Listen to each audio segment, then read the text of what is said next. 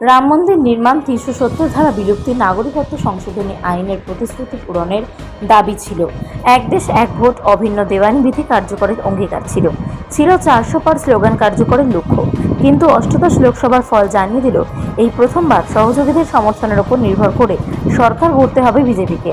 মাত্র 11.5 মাস আগে গড়া বিরোধী জোট, যাকে প্রচার পর্বের আগাগোড়া কটাক্ষ করে এসছেন মোদী সহ বিজেপির নেতারা, আটকে দিল পদ্মের নিরঙ্কুশ সংখ্যাগরিষ্ঠতার পথ।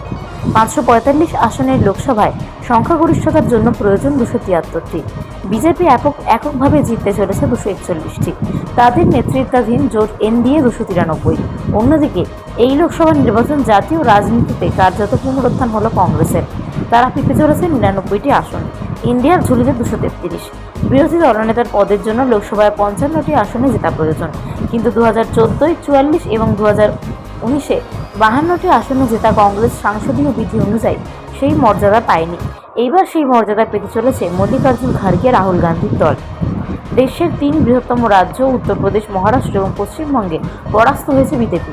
উত্তরপ্রদেশে সমাজবাদী পার্টি কংগ্রেসের জোট, মহারাষ্ট্রে কংগ্রেস, শিবসেনা, এনসিপি এর মহাবিকাশ আঘাড়ি ধাক্কা দিয়েছে মোদীর দলকে। বাংলায় সেই দায়িত্ব একা পালন করেছে মমতা বন্দ্যোপাধ্যায়ের তৃণমূল। মাত্র 1 বছর আগে গড়ে ওঠে কংগ্রেস, তৃণমূল, বাম সহ বিভিন্ন আঞ্চলিক শক্তির যৌথ মঞ্চ Indian national development and inclusive alliance. যে জোট, যার নামকরণে তৃণমূল নেত্রীর গুরুত্বপূর্ণ ভূমিকা ছিল বলে বিরোধী শিবির সূত্রের খবর। ফল যথেষ্ট ইঙ্গিতবাহী বলে মনে করেছেন রাজনৈতিক পর্যবেক্ষকদের একাংশ।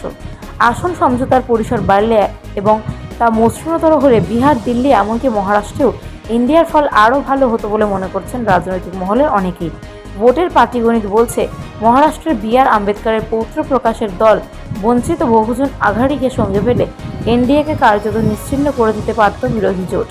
বিহারে আরজেডি প্রধান লালুর পুত্র তেজস্বী আরেকটু নমনীয় হলে সুফল পেত ইন্ডিয়া।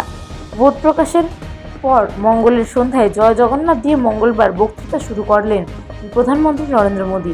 দেশে তৃতীয়বার এনডিএ কেন্দ্র সরকার গড়ার জাদু সংখ্যা পেরিয়ে যাওয়ার পর মোদীর 34 মিনিটের বক্তৃতায় একবারও জয় শ্রীরাম শোনা গেল না।